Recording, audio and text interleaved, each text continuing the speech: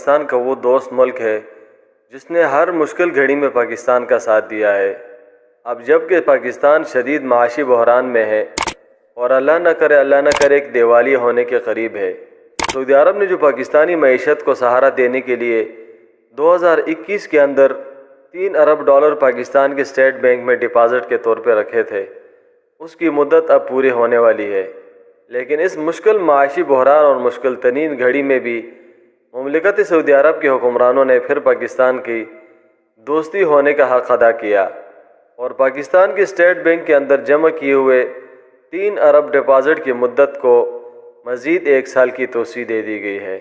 شاہ سلمان بن عبدالعزیز کے حکم پر سعودی fund for development نے اسٹیٹ بینک آف پاکستان میں جمع $3 ارب کے ڈپازٹ میں توسیع کا اعلان کیا ہے اور ان کا کہنا تھا کہ اس کا مقصد پاکستان کو معاشی چیلنجز میں سہارا